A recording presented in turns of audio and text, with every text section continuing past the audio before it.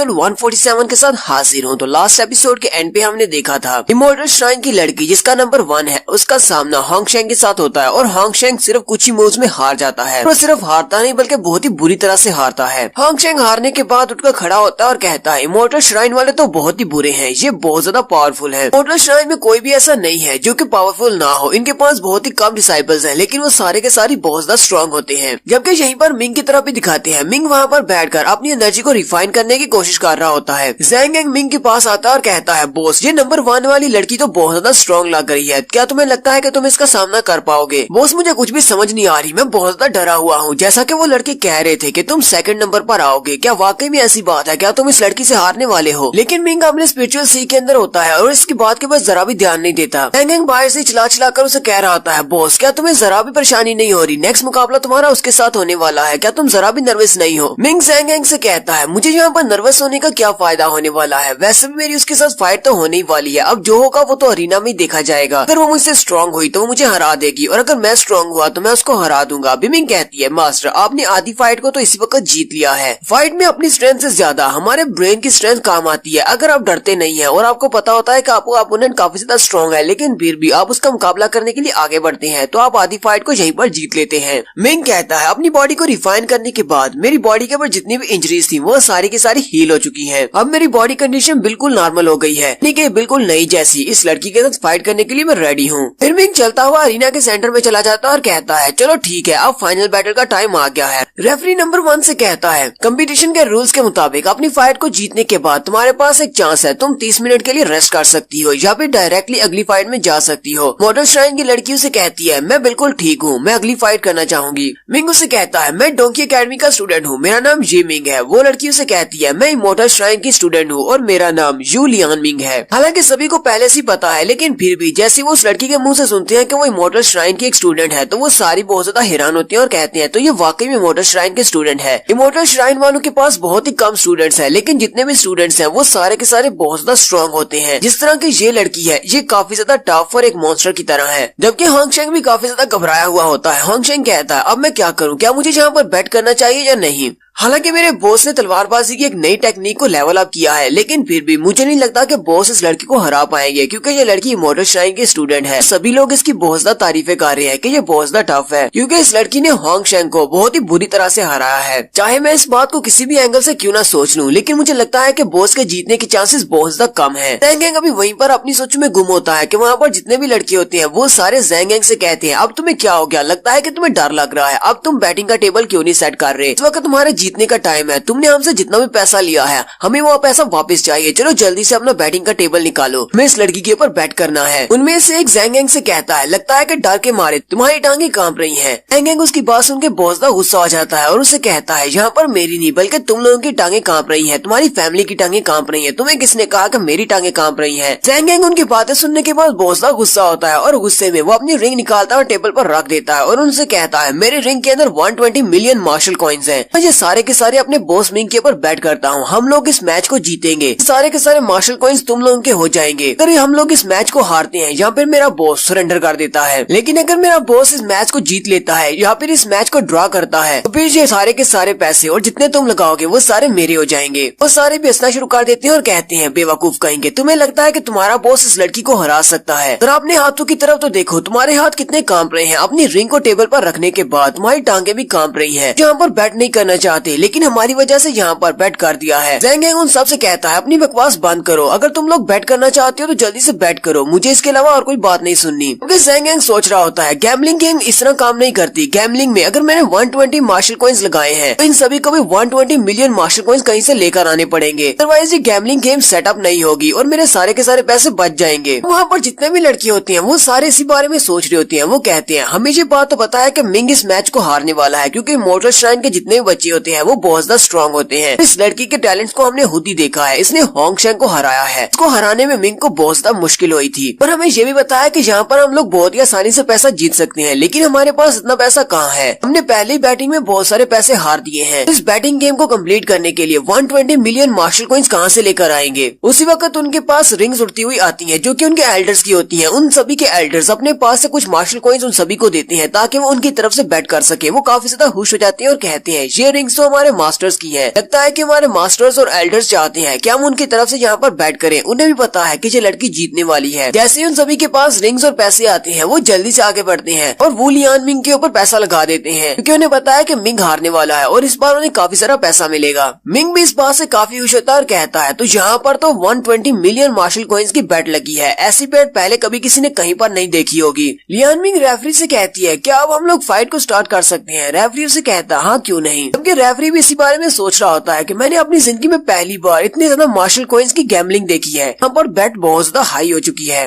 Referee उन दोनों से कहता है तो फिर ठीक है, मैं तुम दोनों की बैटल को स्टार्ट करने वाला हूँ। एक तरफ नंबर 1 है और दूसरी तरफ नंबर 35 है और दोनों ने अपने एक भी मैच को नहीं हारा और यहाँ तक पहुँचने तक तुम दोनों ने अपने आप को साबित किया है। ये हमारा लास्ट मैच है इस हिडन ड्रैगन कंपटीशन का। इस मैच के बाद ही डिसाइड होगा कि तुम में से नंबर 1 कौन है और नंबर 2 कौन है, यानी कि हिडन ड्रैगन लिस्ट की रैंकिंग में। और साथ ही वो कहता है तुम लोग अपनी फाइट को स्टार्ट कर सकते हो। और जैसी फाइट स्टार्ट होती है लियान मिंग बड़ी स्पीड के साथ अपने फ्लैश स्टेप को यूज करते हुए अपना नाइफ भी निकाल लेती है और मिंग के ऊपर अटैक करती है। लेकिन मिंग अपने इल्यूजनरी स्टेप को यूज करते हुए वहाँ से गायब हो जाता है और जल्दी से उसके पीछे चला जाता है और पीछे वाली साइड से उसके ऊपर अटैक करता है। लेकिन वो भी अपने इल्यूजनरी स्टेप को यूज करते हुए साइड पर हट जाती है। मिंग इस बात से बहुत ज्यादा हैरान होता है और कहता है ये लड़की तो वही मूव यूज कर रही है जो मैं यूज कर रहा हूँ, यानी कि फैंटम स्टेप को यूज कर रही है, यहाँ पे इल्यूजनरी स्टेप भी कह सकते हैं। लेकिन लियान मिंग के पास जो एक चीज नहीं है वो टाइजी डिवाइन आर्ट नहीं है। मिंग अपनी टाइजी डिवाइन आर्ट को यूज करते हुए उसको गैस कर लेता है कि वो कहाँ पर अटैक करने वाली है। लियान मिंग जल्दी से पीछे की तरफ जाती है और अपने नाइफ को घुमाते हुए मिंग के ऊपर अटैक करती है। मिंग अपने माइक्रो स्टेप को यूज करते हुए साइड पर हट जाता है। साथ ही मिंग अपनी तलवार को घुमाते हुए उसके ऊपर अटैक करता है, लेकिन वो भी अपने माइक्रो स्टेप को यूज करते हुए पीछे की तरफ हटकर उसके तलवार के अटैक को अवॉइड कर लेती है। इस बात से तो लियान मिंग भी काफी ज्यादा हैरान है। लियान मिंग और मिंग दोनों ही एक दूसरे की टेक्निक्स को देखकर हैरान है क्योंकि इन दोनों के पास सेम टेक्निक है। न सिर्फ लियान मिंग और मिंग बल्कि वहाँ पर जितने भी लोग होते हैं जो कि देख रहे होते हैं वो सारे कहते हैं आखिर इन दोनों के पास सेम टेक्निक्स कैसे हो सकती है। दोनों एक जैसे मूव्स को यूज कर रहे हैं। बताया कि इन दोनों ने एक ही फुटवर्क टेक्निक को मास्टर किया हुआ है। में से एक सोच रहा होता है कहीं ऐसा तो नहीं कि मिंग भी इमॉर्टल श्राइन का एक स्टूडेंट है, इसीलिए तो इसे भी इस तरह की फुटवर्क टेक्निक आती है। लियान मिंग पीछे की तरफ हटती है और मिंग से कहती है तुमने हमारे इमॉर्टल श्राइन की फुटवर्क टेक्निक को कहाँ से सीखा है। मिंग उसे कहता है मैं चलता हुआ जा रहा था तो मुझे सड़क पर गिरी हुई मिली थी तो मैंने वहीं से उठाकर इसको मास्टर कर लिया। तो क्या होगा, क्या आप तुम्हारे इमॉर्टल श्राइन वाले मुझे इसके लिए सजा देंगे। लियान मिंग उसे कहती है ये तो तुम्हारी अच्छी किस्मत है जो तुम्हें ये मिल गई और तुमने इसको प्रैक्टिस कर लिया, लेकिन तुम्हें ज्यादा सोचने की जरूरत नहीं है। इमॉर्टल श्राइन वाले तुम्हें इसके लिए सजा नहीं देंगे। मिंग अपने इल्यूजनरी स्टेप को यूज करते हुए से कहता है चलो फिर देखते हैं कि हम दोनों में से किसने इस फुटवर्क टेक्निक को बेहतर तौर पर मास्टर किया है। अपने काफी सारे शैडो क्लोन्स बनाता है और वहीं से जंप करते हुए लियान मिंग पर अटैक करता है, जबकि लियान मिंग भी अपनी इल्यूजनरी स्टेप को यूज करती है और अपने बहुत सारे शैडो क्लोन्स बना लेती है और वह सारे के सारे शैडो क्लोन्स आपस में फाइट करना स्टार्ट करते हैं। देखने वाले बहुत ज्यादा हैरान होते हैं और कहते हैं आज ये किस तरह की फुटवर्क टेक्निक है, हमने इस तरह की पहले कभी नहीं देखी और यहाँ पर इतने सारे शैडोज कहाँ से आ गए हैं। एम्बरर किंगलॉन भी काफी ज्यादा खुश नजर आ रहे होते हैं। वो कहते हैं ये तो काफी इंटरेस्टिंग बात है कि दो बच्चे जो कि इमॉर्टल श्राइन की फुटवर्क टेक्निक को यूज कर रहे हैं दोनों आपस में फाइट कर रहे हैं। एम्बरर किंगलॉन्ग इस लड़की को पहले से जानते हैं। वो कहते हैं इमॉर्टल श्राइन की इस डिसाइपल को इस बारे में शायद नहीं पता था कि हिडन ड्रैगन लिस्ट के कंपटीशन में इसका सामना एक ऐसे लड़के के साथ होने वाला है जो कि इसे बहुत ही टफ टक्कर देने वाला है। एम्परर सुजाकू कहते हैं यहाँ पर इस किंगलॉन्ग की लिस्ट में बहुत सारे ऐसे अपोनेंट्स थे जो कि काफी सारे टफ थे, लेकिन फिर भी लोग इमॉर्टल श्राइन के स्टूडेंट के सामने नहीं टिक पाए। लेकिन ये लड़का, मुझे पहले लगा था कि ये ड्रैगन लिस्ट की रैंकिंग में ऊपर तक नहीं जा पाएगा, लेकिन इस लड़की के साथ फाइट करते हुए मैं देख रहा हूँ कि ये लड़का काफी ज्यादा अच्छा है। बिमिंग मास्टर से कहती है मास्टर इस लड़की की फुटवर्क टेक्निक आपसे ज्यादा बेहतर है क्योंकि इसने इमॉर्टल श्राइन से ये टेक्निक सीखी है और आपने मुझसे सीखी है। लेकिन सिर्फ फुटवर्क टेक्निक से कुछ नहीं होने वाला, आपके पास टाइजी डिवाइन आर्ट है, इसलिए आपको पहले से पता होता है कि वो कहाँ पर अटैक करने वाली है। ये आपके पास एक बहुत बड़ा एडवांटेज है। बिमिंग मास्टर से कहती है मास्टर अगर इसी तरह फाइट चलती रही तो ये बहुत ज्यादा मुश्किल हो जाएगा, आप दोनों में से विनर को डिसाइड करना, इसलिए मैं चाहती हूँ कि आप फॉर्मेशंस का यूज करें और इसके ऊपर अटैक करें। मिंग कहता है होंगशेंग ने भी मेरी फॉर्मेशंस को देख लिया था जब मैं वहाँ पर फॉर्मेशन फ्लैग्स को बिछा रहा था। वू लियान मिंग तो उससे ज्यादा काबिल है, ये उन फ्लैग्स को पहले से देख लेगी। मुझे लगता है कि इसके साथ भी मुझे स्मॉल रैपिड यिनचैंग अरे फॉर्मेशंस को यूज करना पड़ेगा। फिर मिंग ऊपर की तरफ जंप करता है और साथ ही अपने पास से बहुत सारे फ्लैग्स निकालता है और एक छोटी सी फॉर्मेशन बनाता है। तो अपनी इस फॉर्मेशन के साथ एक बड़ा सा हाथ बनाता है और उस फड़े से हाथ का नाम वर्ल्ड स्मैशिंग पाम होता है। वो अपने हाथ को वू लियानमिंग के ऊपर मारने के लिए नीचे भेजता है, जबकि वू लियानमिंग भी अपने पास से फ्रीजिन किलिंग फॉर्मेशन बनाती है और उसके पास 3 तलवारें निकल आती हैं। मिंग का बड़ा सा हाथ और उसकी तीनों तलवारें आपस में टकराती हैं, जहाँ पर ये दोनों ही फॉर्मेशंस का यूज कर रहे हैं। उन दोनों की पावर्स के टकराने से एक जबरदस्त इफेक्ट निकलता है, जिससे वो देखने वाले सारे काफी ज्यादा मुतासिर होते हैं और वो कह रहे होते हैं पहले इन दोनों के पास सेम फुटवर्क टेक्निक थी और ऊपर से अब ये दोनों फॉर्मेशन का भी यूज कर रहे हैं। मिंग के उस फॉर्मेशन के टूटने के बाद मिंग बड़ी स्पीड से आगे बढ़ता है और अपने special move night shadow blade को यूज करते हुए वू लियानमिंग के ऊपर अटैक कर देता है। लेकिन वू लियानमिंग भी अपने एक स्पेशल मूव जिसका नाम लॉक किलर होता है अपनी 2 तलवारों को यूज करते हुए सामने की तरफ स्लैश लगाती है और मिंग की तलवार के साथ उसको ब्लॉक कर लेती है। मिंग और उसकी तलवार की फोर्स आपस में टकराती है और वो दोनों डेसिपेट हो जाती है। मिंग उसे कहता है तुम तो वाकई में बहुत अमेजिंग हो, तुमने मेरे अटैक को काउंटर अटैक कर लिया, अब मैं अपने नए मूव को यूज करने वाला हूँ और देखते हैं कि तुम मेरे नए मूव को कैसे काउंटर अटैक करती हो। तो यहीं पर हम लोग अपनी एपिसोड 147 का एंड करते हैं। एपिसोड की एक्सप्लेनेशन अच्छी लगी हो तो कमेंट करके जरूर बताइएगा। चैनल को सब्सक्राइब कर दे, वीडियो को लाइक और शेयर कर दें। शुक्रिया।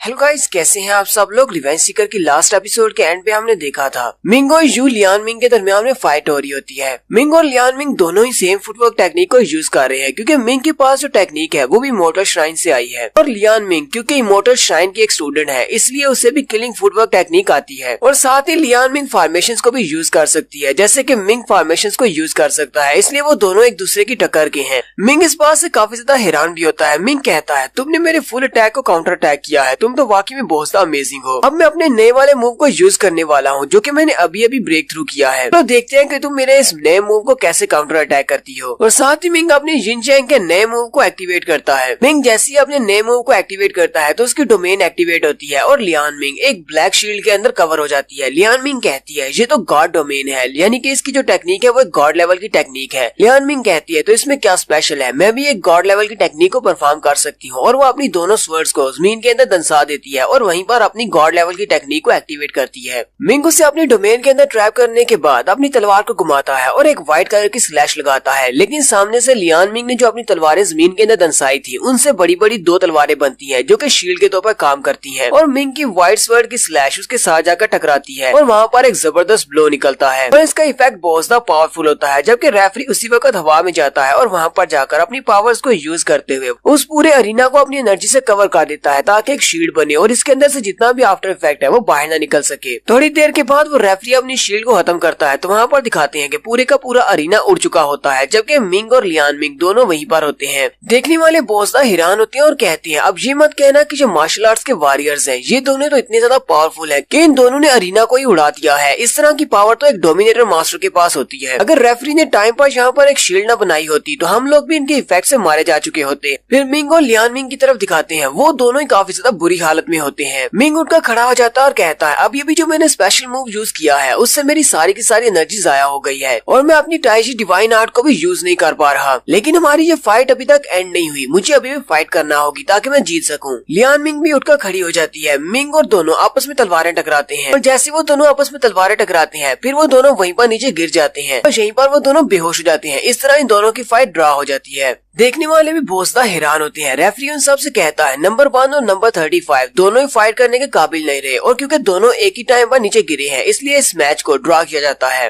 जैसे ही रेफरी ये अनाउंस करता है मिंग की टीचर वहाँ पर आती हैं और आकर मिंग को उठा लेती हैं और मिंग से कहती हैं तुमने बहुत ही अच्छा काम किया है, चलो अब वापस चलती हैं तुम्हारे घर में जाकर ताकि तुम आराम कर सको। मिंग अपनी हल्की सी आंखें खोलता है और अपनी टीचर से कहता है मास्टर मुझे लगता है कि ये लड़की यहाँ पर अकेली आई है, मुझे नहीं लगता है कि इस लड़की को अकेला यहाँ पर छोड़ना ठीक रहेगा, इसे भी अपने साथ ले चले, इसे भी आराम की जरूरत है। मिंग की टीचर उसकी बात सुनने के बाद आगे बढ़ती है और लियानमिंग को भी साथ ही उठा लेती है और फिर वो उन दोनों को लेकर वापस अपने कोर्टयार्ड में चली जाती है। नेक्स्ट सीन में जब मिंग को होश आती है मिंग कहता है कहाँ पर हूँ मैं। मिंग की मास्टर वहीं पर बैठी होती है, वो उसे कहती है तुम इस वक्त अपने कोर्टयार्ड में हो, अपने रूम में आराम कर रहे हो। मिंग कहता है और हमारी फाइट का क्या हुआ, कौन जीता। मास्टर उसे कहती है मार्शल आर्ट्स वॉरियर्स के जो कॉम्पिटिशन थे वो आज खत्म हो गए हैं, कल हमारी दूसरी मार्शल आर्ट्स के मास्टर्स की फाइट होंगी जिसमें ज़ैंग हैंग और मीरू फाइट करेंगी, लेकिन रिजल्ट तो मार्शल आर्ट्स के मास्टर्स की कॉम्पिटिशन के बाद ही अनाउंस किए जाएंगे। हालांकि तुम दोनों के दरमियान में मैच ड्रॉ हो गया था, लेकिन मुझे लगता है कि फर्स्ट रैंक तुम्हारा ही होगा क्योंकि लियानमिंग तुमसे रैंक में काफी हाई थी, उसका लेवल क्योंकि तुमसे हाई था इसलिए रेफरी यही फैसला करेंगे कि रैंकिंग नंबर 1 पर तुम्हें रखा जाए। मिंग अपनी मास्टर से पूछता है, वैसे लियान मिंग है कहाँ पर? आप उसे भी साथ लेकर आई थी। मास्टर उसे कहती है, तुम्हारे जागने से थोड़ी देर पहले वो उठी थी और उसने मुझसे कहा मैं तुम्हें उसकी तरफ से थैंक यू कह दूं, और फिर वो यहाँ से चली गई। फिर मास्टर आगे बढ़ती है और अपने पास से एक रिंग निकालती है और कहती है, ज़ेंग हैंग ने ये रिंग तुम्हें दी है। उसने कहा कि इसके अंदर वो सारा का सारा पैसा है जो कि उसने बैट में जीता है, ये उसने मुझे तुम्हें देने के लिए कहा था। मास्टर उसे कहती है, अब जबकि कंपटीशन खत्म हो चुका है, तुमने जो कुछ करना था वो कर दिया है, अब तुम्हें फाइट नहीं करनी, अब यहीं पर लेट कर आराम करो। फिर मास्टर भी वहाँ से चली जाती है। मिमिंग मास्टर से कहती है, मास्टर अगर आप दोनों का लेवल सेम होता तो मुझे लगता है कि ये फाइट आप ही जीतते, लेकिन उस लड़की का लेवल क्योंकि आपसे हाई था इसलिए आपका मैच ड्रा हो गया। मिंग उसे कहता, हाँ ये बात तो मुझे पता है, इसलिए मुझे अपने लेवल को हाई करना है। तो लेवल को हाई करने के लिए मुझे क्या करना होगा? क्योंकि मुझे बहुत ज्यादा स्ट्रॉन्ग बनना है, लेंसू को भी तो प्रोटेक्ट करना है। मिमिंग मास्टर से कहती है, मास्टर जरा अपनी रिंग के अंदर तो देखो, जरा देखते हैं कि आपने आज कितनी कमाई की है। मिंग अपनी रिंग के अंदर देखता है और बहुत सा हैरान हो जाता है। मिंग कहता है, मेरी रिंग के अंदर इस वक्त 240 मिलियन मार्शल कॉइन्स हैं, ये तो बहुत ज्यादा है। मिंग उन सारे के सारे मार्शल कॉइन्स का हिसाब लगाते हुए कहता है, अगर मैं इसे मैरिट स्टाइल में जाकर एक्सचेंज करवाता हूँ तो मुझे इसके बदले में 3.6 बिलियन मैरिट पॉइंट्स मिलेंगे। मुझे अपने पेरेंट्स को रिवाइव करने के लिए 10 बिलियन मैरिट पॉइंट्स की जरूरत है। पिछली ट्रांसलेशन में इन्होंने 5 बिलियन कहा था और यहाँ पर इन्होंने 10 बिलियन कर दिया है। मिमिंग मास्टर से कहती है, मास्टर मैं आपको फिर से वही मशवरा दूंगी, अभी आपको अपने पेरेंट्स को रिवाइव नहीं करना चाहिए। फिलहाल को आपको इतने सारे मार्शल कॉइन्स और मैरिट पॉइंट्स को सिर्फ अपनी बॉडी को इम्प्रूव करने के लिए लगाना चाहिए। ऐसा कि आपको पता है कि अभी आपके पास पूरे 3 साल पड़े हैं, आपके पास बहुत ज्यादा टाइम है, आप फ्यूचर में बहुत ज्यादा पैसा कमा सकते हैं। लेकिन अगर आपने यहाँ पर अपनी बॉडी को ज्यादा स्ट्रॉन्ग नहीं बनाया तो फ्यूचर में आपका कोई फ्यूचर नहीं रहेगा, क्योंकि आप किसी भी स्ट्रॉन्ग ओपोनेंट के हाथों से मारे जा सकते हैं। और अगर आप अपने पेरेंट्स को यहाँ पर इस हालत में रिवाइव कर भी लेते हैं तो आप उनको प्रोटेक्ट नहीं कर पाएंगे, क्योंकि बहुत सारे ऐसे दुश्मन हैं जो कि आपके पीछे लगे हुए हैं और आप उन सब के साथ फाइट नहीं कर पाएंगे और आपके पेरेंट्स फिर से मारे जाएंगे। मिंग उसकी बात सुनने के बाद कहता है, मिंग तुम्हारी बात में पॉइंट तो है, ठीक है मैं ऐसे ही करता हूँ। तो मुझे इस बात का अच्छी तरह से पता चल चुका है कि इस कंपटीशन के दौरान हांग शेंग के साथ मेरा मुकाबला हुआ था, जो कि सिर्फ मार्शल आर्ट्स का वॉरियर है, लेकिन उसके साथ फाइट करने में मुझे काफी ज्यादा मुश्किल हुई। और उसके बाद इमोर्टल श्राइन की वो लड़की लियान मिंग, वो दोनों ही बहुत ज्यादा स्ट्रॉन्ग थे। ये दोनों तो सिर्फ मार्शल आर्ट्स के वॉरियर थे, अगर किसी डोमिनेटर मास्टर के साथ मेरा सामना होगा तो मैं क्या कर पाऊंगा। फिर मिंग अपनी बॉडी के अंदर अपने मैरिज स्टाइले के पास चला जाता है और अपने मैरिज स्टाइले से कहता है, मेरे पास 240 मिलियन मार्शल कॉइन्स है, तुम इन सभी को चेंज कर दो मैरिट पॉइंट्स में, और इससे जितने भी मैरिट पॉइंट्स मिलेंगे उन सभी से मेरी ट्रेजर बॉडी को अपग्रेड कर दो। मैरिज स्टाइले बिल्कुल वैसा ही करता है, उसकी जो ट्रेजर बॉडी होती है उसे हाई ग्रेड पे अपग्रेड कर देता है। मिंग की बॉडी अपग्रेड होने के बाद मिंग कहता है, पिछली बार की तरह मुझे कुछ भी अजीब महसूस नहीं हो रहा, लेकिन मुझे लगता है कि इस बार मेरे मसल्स में थोड़ी सी चेंजिंग आई है, मेरी फाउंडेशन थोड़ी सी मजबूत हो गई है। मिंग बिमिंग से कहता है, अभी तो सिर्फ मेरे पास एक ट्रेजर हाई ग्रेड की बॉडी है, अगर मेरे पास एक डिवाइन बॉडी आ जाएगी तो तुम्हें क्या लगता है कि मुझे कितनी ज्यादा इंप्रूवमेंट्स मिलेंगी? वो तो बहुत ज्यादा अच्छी होगी। बिमिंग मास्टर से कहती है, मास्टर अभी आपको डिवाइन बॉडी के बारे में नहीं सोचना चाहिए, क्योंकि डिवाइन बॉडी आप अभी हासिल नहीं कर सकते। एक तो वो बहुत ज्यादा एक्सपेंसिव है और दूसरी बात आप उसको संभाल नहीं पाएंगे। फिलहाल के लिए आपकी फाउंडेशन इतनी ज्यादा स्ट्रॉन्ग नहीं है। साथ ही बिमिंग कहती है, आपके पास अभी भी बहुत सारे मार्शल कॉइन्स और मेरिट पॉइंट्स बचे हुए हैं, मुझे लगता है कि आपको और भी बहुत सारी चीजें अपने लिए लेनी चाहिए। सबसे पहले तो आपको अपनी ब्लड लाइन को चेंज करना चाहिए। बिमिंग मास्टर से कहती है, मास्टर अब जबकि आप जिनजैंग सेक्टर के ट्रू डिसाइपल हैं, जिनजैंग सेक्टर की ब्लड लाइन ड्रैगन ब्लड है, मैं चाहूंगी कि आप भी अपनी ब्लड लाइन को ड्रैगन ब्लड लाइन के साथ चेंज कर लें। ये आपके बहुत ज्यादा काम आएगा, क्योंकि आप बहुत ही जल्दी जिनजैंग सेक्टर में जाने वाले हैं। वहाँ पर उनकी हिडन केव के अंदर ये ब्लड लाइन आपके बहुत ज्यादा काम आएगी। ड्रैगन ब्लड लाइन एक 8th रैंक की ब्लड लाइन है, हालांकि ये रोजवेंज की प्रिंसेस की ब्लड लाइन से काफी ज्यादा इंफीरियर है, लेकिन फिर भी ये इतनी भी बुरी नहीं है। मिंगो से कहता है, लेकिन तुम्हें पता है कि मेरे पास पहले से एक ब्लड लाइन है जो कि केओस सूत्रा की सूरत में है, यानी क्योटिक ब्लड लाइन है, क्या हमें उसको छोड़ देना चाहिए? वो खत्म हो जाएगी। बिमिंगो से कहती है, नहीं मास्टर, वो आपकी बॉडी के अंदर ही रहेगी। एक मार्शल आर्टिस्ट के पास बहुत सारी ब्लड लाइन्स हो सकती हैं, आप अपनी क्योटिक ब्लड लाइन को भी अपनी बॉडी के अंदर रख सकते हैं और ड्रैगन ब्लड लाइन को भी, इन दोनों को ही वक्त पड़ने पर यूज कर सकते हैं। मिंग कहता है, चलो फिर ठीक है, जैसे तुमने कहा बिल्कुल वैसे ही करते हैं। और फिर वो मैरिज स्टाइल से कहता है, मेरे बाकी के मैरिट पॉइंट्स के बदले में मेरी ब्लड लाइन को ड्रैगन ब्लड लाइन से चेंज कर दो। और उसी वक्त रेड कलर की रोशनी निकलती है और वो सारी की सारी मिंग की बॉडी के अंदर एब्जॉर्ब होना स्टार्ट हो जाती है और साथ ही मिंग जबरदस्त चीख मारता है। मिंग कहता है, ये तो बहुत ज्यादा दर्द हो रहा है मुझे। चिल्ला चिल्लाकर बिमिंग से कह रहा होता है, मुझे तो ऐसा लग रहा है जैसे कि एक बहुत बड़ा ड्रैगन मेरी बॉडी के अंदर घुस गया है और मेरी वेन्स को अंदर से फाड़ रहा है। मिंग की पूरी बॉडी के अंदर दिखाते हैं कि उसकी जितनी भी ब्लड वेसल्स होती है उन सभी के अंदर रेड कलर का ब्लड आ जाता है, जो कि एक ड्रैगन की निशानी है कि वो सारी की सारी एनर्जी उसकी वेन्स के अंदर चली जाती है। थोड़ी देर के बाद मिंग की ब्लड लाइन की एक्सचेंज जब कम्प्लीट हो जाती है, मिंग एक जबरदस्त चीख मारता है और उसके साथ उसकी बॉडी के इर्द गिर्द एक ड्रैगन को भी दिखाते हैं, एक गोल्डन ड्रैगन जिसने उसकी बॉडी को कवर किया होता है। यानी कि मिंग ने अपनी ब्लड लाइन को ड्रैगन ब्लड लाइन के साथ चेंज कर लिया है। नेक्स्ट सीन एक घंटे के बाद का दिखाया जाता है। मिंग ने अपनी ब्लड लाइन को कम्प्लीटली रिफाइन कर लिया है। मिंग बिमिंग से कहता है, ये तो वाकई में बहुत ही असरदार है, मुझे ऐसे लग रहा है जैसे कि मेरी बॉडी के अंदर एक ड्रैगन सो रहा है और जब चाहे मैं उसको उठा सकता हूँ और उसकी पावर काफी ज्यादा शानदार है। और जैसे ये ड्रैगन मेरी बॉडी से जागेगा उसी वक्त मेरी पावर बहुत ज्यादा बढ़ जाएगी। बिमिंग मास्टर से कहती है, मास्टर ये ब्लड लाइंस की पावर जितनी ज्यादा पावरफुल होती है उतनी ज्यादा इनको अवेक करने में मुश्किल होती है, इसलिए इनको ट्रिगर करने के लिए बहुत ही स्पेशल वे की जरूरत होती है, स्पेशल टेक्निक्स की जरूरत होती है। जबकि आपकी ब्लड लाइन चेंज हो चुकी है तो आपको इसको अवेक करने के लिए काफी ज्यादा टाइम लग सकता है। फिर मिंग अपनी स्पिरिचुअल सी से बाहर आ जाता है। बाहर आते ही वो काफी ज्यादा उदास हो जाता है और बिमिंग से कहता है, बिमिंग मुझे अभी अभी 240 मिलियन मार्शल कॉइन्स मिले थे और तुम्हारी वजह से वो सारे के सारे जाया हो गए हैं। ऐसा तो मेरे हाथ में टिकता ही नहीं है, या फिर तुम मेरे हाथ में पैसे को टिकने नहीं देती। जैसे मेरे हाथ में कोई मार्शल कॉइन्स लगते हैं तुम उन सभी को खर्च करवा देती हो। बिमिंग मास्टर से कहती है, मास्टर पैसे को सही जगह पर इस्तेमाल करना भी ये भी एक मार्शल स्किल है, हर किसी के पास इस तरह का स्किल नहीं होता, कुछ लोग पैसों को बस इसी तरह उड़ा देते हैं। मिंग उसे कहता है, अच्छा ठीक है अब बस भी करो, मुझे पता है कि तुम मेरे पैसे को मेरे पास टिकने नहीं देती और मुझे लगता है कि तुम्हारी सबसे बेस्ट एबिलिटी यही है कि तुमने मेरे पैसे को मेरे पास टिकने नहीं देना, उसको जैसे मेरे हाथ में मेरा पैसा आता है तुम उसको जाया करवा देती हो। फिर मिंग उसे कहता है, अब मुझे सोना है क्योंकि मुझे कल कंपटीशन भी देखना है, ज़ेंग गैंग और मीरू की फाइट्स होनी है। और यहीं पर हम लोग अपनी एपिसोड 148 का एंड करते हैं। एपिसोड की एक्सप्लेनेशन अच्छी लगी हो तो कमेंट करके जरूर बताइएगा, चैनल को सब्सक्राइब कर दे, वीडियो को लाइक और शेयर कर दे। शुक्रिया।